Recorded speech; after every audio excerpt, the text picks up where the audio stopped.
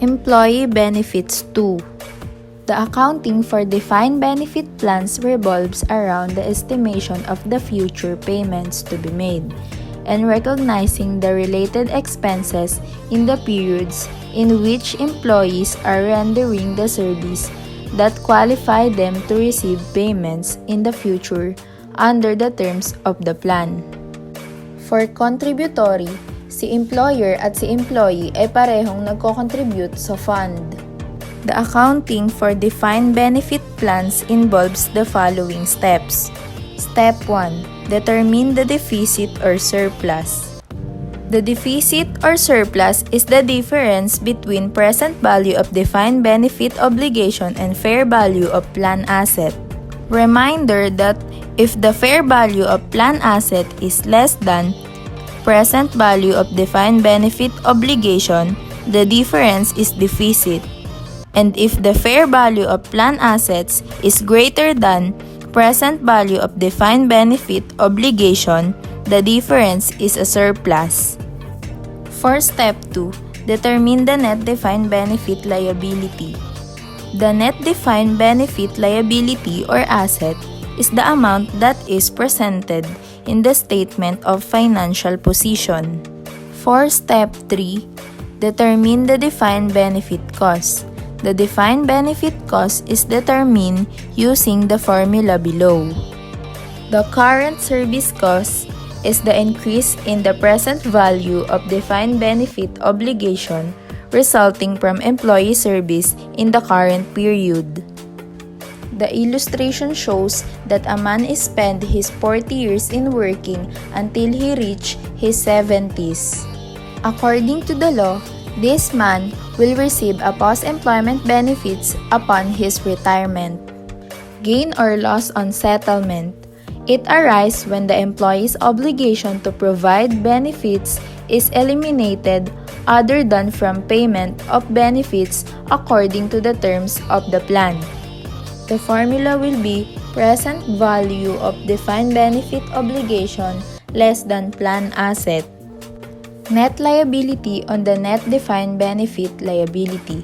It is the change in the net defined benefit liability during the period that arises from the passage of time. It comprises the three items listed in the formula above.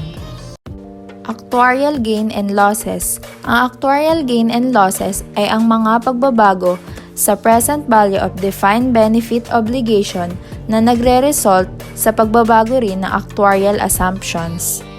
Return plan asset represents the investment income earned by the plan during the year after deducting the cost of managing the fund taxes. Example includes are interest earned and dividends earned. Present value of defined benefit obligation T account. Sample illustration. The information on ABC Company defined benefit plan is shown below. The present value of defined benefit obligation on January 1 is 120,000. Present value of defined benefit obligation represents the entity's obligation for the accumulated retirement benefits earned by employees to date. Current service cost is 30,000. Current service cost is the increase in the present value of defined benefit obligation resulting from employee service in the current period. Discount rate is 10%. Benefits paid to retirees is 50,000. Decrease in present value of defined benefit obligation during the year due to changes in actuarial assumption is 10,000. On T account, the present value of defined benefit obligation has a normal credit balance. Thus, the beginning balance is placed on the credit side, while the ending balance is placed on the opposite side to facilitate squeezing. The current service cost and interest service costs are placed on the credit side because these items increase the obligation. Fair value on plan asset represent the balance of any fund set aside for the payment of retirement benefits. The illustration below is sample of fair value plan asset T account. The fair value of plan assets on January 1 is 120,000, while the return on plan asset, which represent the investment income earned by the plan asset during the year after deducting the cost of managing the fund and taxes, is 12,000. The contribution to the fund during the year is 200,000 and benefits paid to retirees is 50,000. The fair value of plan assets has a normal debit balance. Thus, the beginning balance is placed on the debit side, the ending balance on the opposite side to facilitate squeezing. The return on plan assets and contribution to the fund are placed on the debit side because these items increase the plan assets, while the benefit paid are placed on the credit side because this item decrease the plan assets. Determining the ultimate cost of a defined benefit. In order to measure the present value of the post-employment benefit obligation and the related current service cost, it is necessary to apply an actuarial valuation method, attribute benefit to periods of service, and make actuarial assumptions. Actuarial valuation method, sometimes known as the accrued benefit method. Kada taon, tumataas ang unit of benefit at isi-separate mo siya para mabuo ang final obligation. Under dito ay bumabase siya sa future salary levels. Ang future salary levels ay ang projected salaries. Pinoproject mo o ini-estimate mo na kung magkano ang magiging salary ng iyong future employee in the future. Then pagsasamahin mo sila para malaman mo dito kung magkano ang obligation mo sa kanyang benefit, kaya siya accrued. For sample illustration, ABC Companies agrees to provide a lump sum retirement benefit to employees equal to 6% of final salary for each year of service. Information on an employee is shown below. Annual salary level on January 1, 20X1 is 3 million. Annual salary increase starting in 20X2 is 3%. Service years before retirement is 5 years, and discount rate per year is 10%. To get the final salary level, 3 million multiplied by 103% multiplied by 103% multiplied by 103% and multiplied by 103% is equal to 3,376,526. Then multiply to 6%. Retirement benefit entitlement per year of service is 202,592. Multiply again by years of service to get the lump sum retirement benefit. Current service cost. Current service cost is simply the present value of the retirement benefits entitlement per year.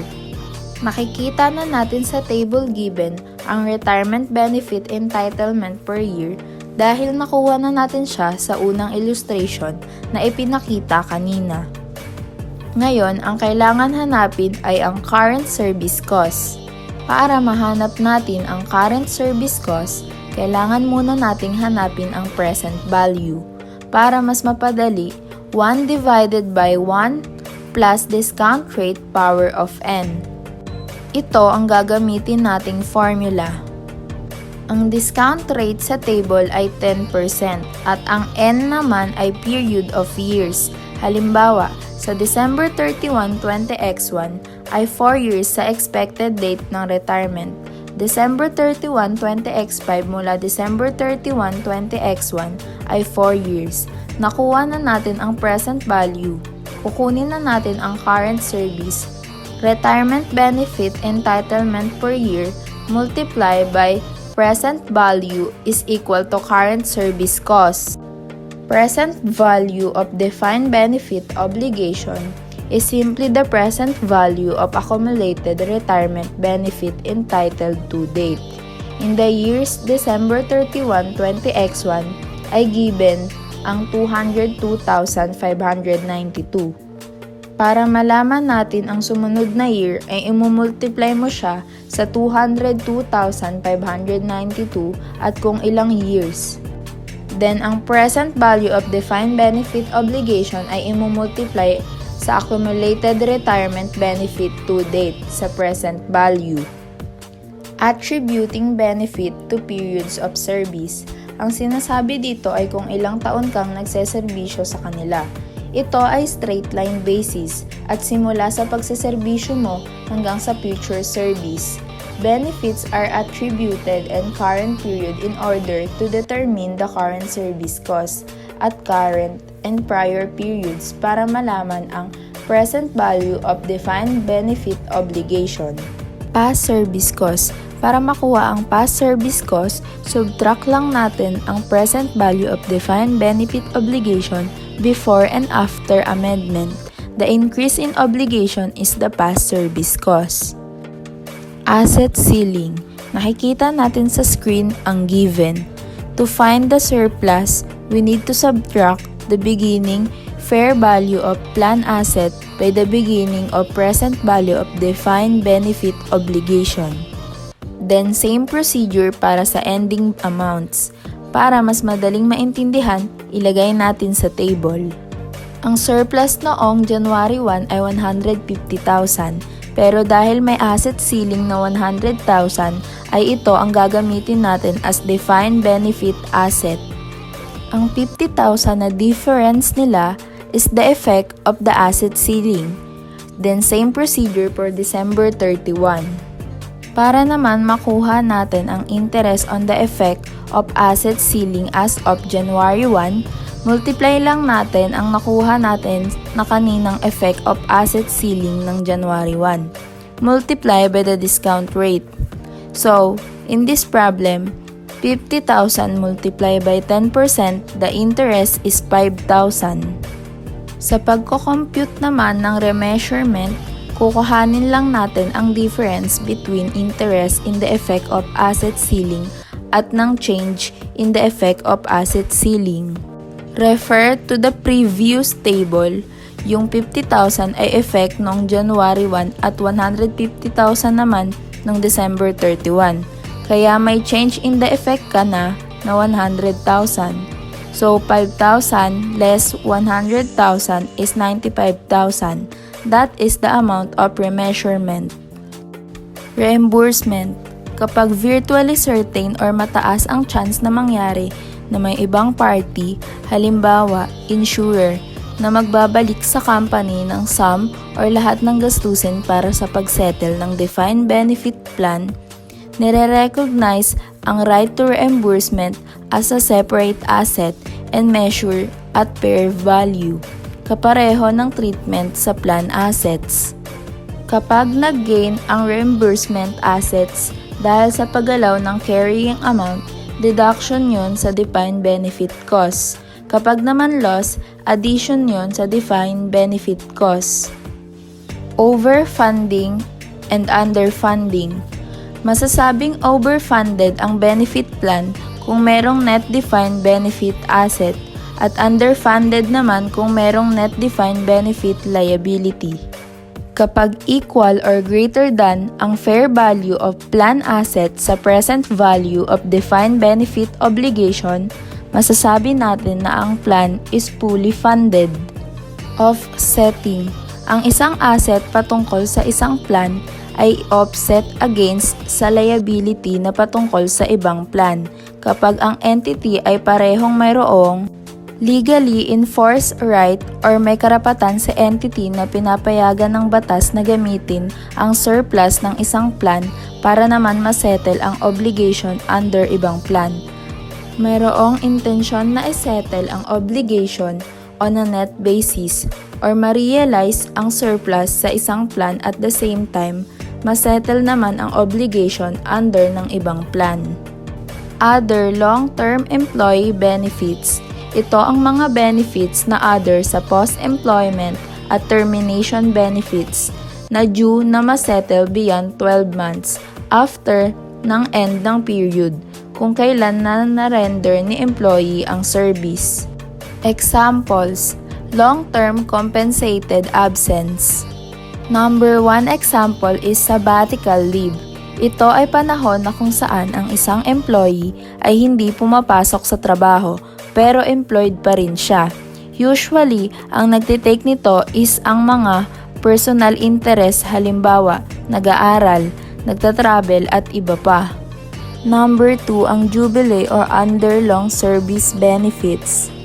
Number 3 is long-term disability benefits. Binabayaran pa rin si employee kahit hindi siya makapagtrabaho dahil may sakit, injury, or na-aksidente. And number 4, profit sharing bonuses and deferred compensation na payable beyond 12 months after the end of the period kung kailan na-earn ang benefit. For termination benefits, obligation arise from Employers Act of Termination rather than employee service. Ina-account ang other long-term employee benefits kapag pareho sa defined benefit plans. Pero lahat ng defined benefit costs ay inire-recognize sa profit or loss pati na ang remeasurement ng net defined benefit liability or asset. Ito ang mga benefits na pinoprovide maaaring dahil sa desisyon ng entity na tanggalin si employee kahit wala pa ang normal na retirement date or sa desisyon ni employee na tanggapin ang offer ni employer kapalit ng pagtanggal sa kanya. Ang obligation to pay termination benefits ay nag-a-arise mula sa pagtatanggal ng employee at hindi mula sa serbisyo ni employee. Kapag ang benefit ay hindi offer ni employer, instead, request lang ni employee, classified siya as post-employment benefit at hindi termination benefit. For recognition, nire-recognize as liability and expense ang termination benefits sa date na kung alin ang mauuna dito sa dalawa. Kapag hindi na mababawi ni entity ang offer at kapag ni-recognize ni entity ang restructuring cost na under sa past 37 na involve yung payment for termination benefits. For measurement, ina-account ang termination benefit according to its nature. First, kapag payable within 12 months, accounted as short-term benefits. Second, kapag payable beyond 12 months, accounted as other long-term benefits. And third, kapag naman enhancement to post-employment benefits, accounted siya as post-employment benefits. For sample illustration, plano na isara ni ABC Company ang branch nila na may 20 employees in 3 months' time.